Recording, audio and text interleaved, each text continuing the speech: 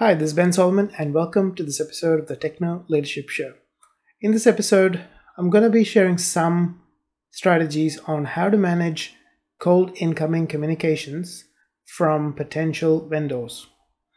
So if you've been in a management or an executive leadership role for any period of time, you'd know by now that one of the biggest issues that we face in terms of our productivity and effectiveness is the amount of cold calls, cold communications, and cold emails that we get from potential vendors.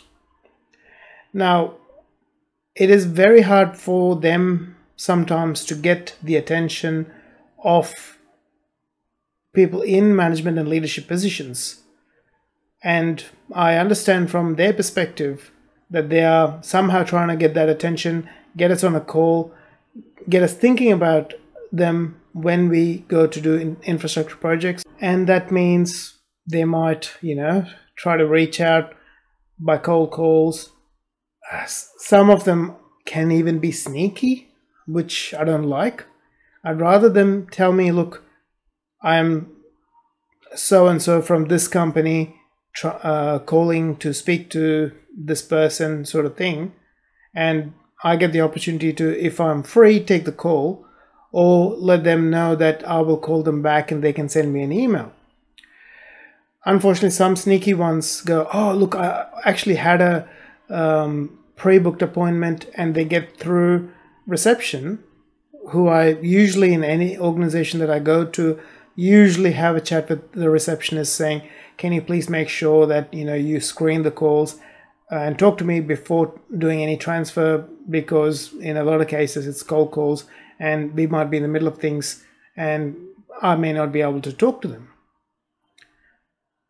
And sometimes, when you don't do that, there is a tendency when the receptionists are busy for them to blind transfer the call rather than doing a warm transfer. It's first things first, speak to your receptionist, speak to the person who is kind of the gatekeeper for the organization to talk to you before transferring any calls. And if it is a cold call, you can always ask them to give the person calling in an email address so that they can then email you about whatever they have to talk about, and then you can book a time with them and talk at your convenience. This has to happen at our convenience, because at the end of the day, we have things to get done, and maybe at the moment, talking to a salesperson is not high on our radar because we've got all these operational issues that we've got to deal with. Getting them, giving them the email address and getting them to email you and organize a time when you're free to do that talking is a much better way to shift that call and focus on what you need to be doing at that particular point in time. And normally I have tended to have meetings in the afternoons, or try to keep it a couple of days a week where I have an hour or two slot where any potential meetings can go into. This way it kept me focused on the things that I needed to get done in my roles. That means I have blocks in my calendar where I'd be doing operational stuff, administrative work that needs to be done, orders that need to be placed, work on strategic objectives, work on projects, because I also had a technical component in every role that I've had, where I supported the technical teams, which gave me a continuity in the technical understanding of the organization, and also the ability to support my teams in that sort of aspect. So having that sort of time block, yes, it's not perfect, because there are going to be times when, let's say you have a system outage, you can't adhere to your blocks. You just have to, drop everything and go. But for most part, if you have certain blocks in which you work, i.e. when you first get into work, you might have a half-hour block where you're checking things, you're supporting your staff who are checking things, getting information on what's going on, and if anyone needs to be informed of any outages, things like that, you could have that up there. And then if you're doing any support working with your frontline staff, you can put a slot in there for that a couple of times a week, maybe once a week if you're very busy. And then have other slots for your administrative working with vendors. It's an important part of things, even touching base, keeping relationships open there, doing other aspects of those things in your role. If you can block them off in blocks, makes it a lot easier. And having a couple of blocks during the week where you can get back to potential vendors and see what they have to offer is useful, because that then, one, you get to build good relationships with other people in the industry. Two, you also get to see what's out there, what's new that could benefit your organization. So what I've tended to do is I'd say, look, get them to send me an email, and then I'll reply back to the email at the end of the day saying, look, I'm available between 1 p.m. and 2 p.m. on Wednesday. What time in that slot would suit you best for a call? And then either they can call in or I can call them and have a chat about their proposition. They might say, look, we've got a demonstration of this platform or whatever it might be. And then I'll book a time in for the demonstration so I can see what it offers and if it'll benefit the organization that I'm working for, and then take it from there. If it doesn't benefit the organization at that point, I'll say, look, at this point in time, it doesn't seem like it's going to be of benefit. I've seen your demonstration, I've seen your proposition, I've got it in my mind. When we are looking for something similar, I'll get in touch with you. If I know anyone who is interested in something similar, I'll pass on your details to them so that they can get in touch with you.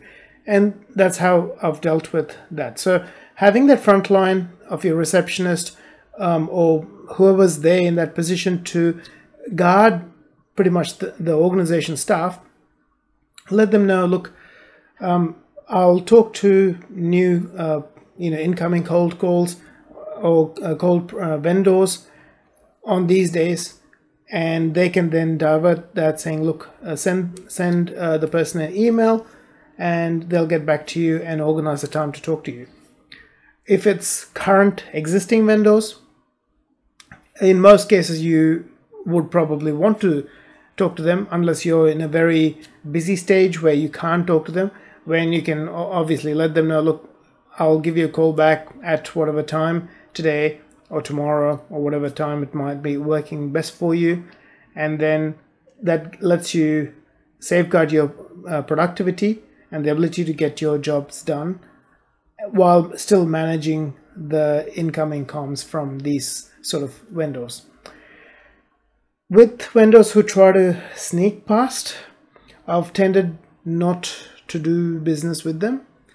I know it's the person at the front end, who's on the outbound cold calling, telemarketing sort of situation who's done it. But if they're gonna resort to such kind of behavior and not respect the fact that we're busy and we've got certain measures in place to protect us and help us get our jobs done, then I'm not going to respect the fact that they want to get in touch with me either. And there has been probably 5% of people reaching out who've tried these sort of sneaky tricks. And I've usually gone, look, I don't like the way you've, been lied to my reception officer and got past. As ingenious as it might be, I don't want to be doing business with someone who has that sort of sneaky way of operating. And that's the end of it. So there's, ways to deal with it. Having specific times where you can be contacted by these sort of people gives you the ability to protect your time and your productivity, while also being able to explore what other vendors in the space are able to offer, which could be beneficial for you and the organization. So hopefully that helps you out. It's probably quote unquote common sense, but sometimes in the thick of things we don't think about these things. We might get these sort of cold calls come and we go, oh, I'll just take the call right now. It disrupts us, it destroys our productivity, we can't get things done, our effectiveness drops, our performance in the organization drops. So there's a lot of these flow-on effects that we've got to deal with, and I thought just sharing what has worked for me might help you, and you can put some of these things in place so that it protects you and helps you stay effective in your jobs. So I wish you all the best in your journey as a tech professional, manager, and leader. If you like this episode, please hit the like button. If you haven't subscribed yet, please hit the subscribe button so that you're notified of future episodes as they are released. I wish you all the best, and I look forward to talking to you in a future episode.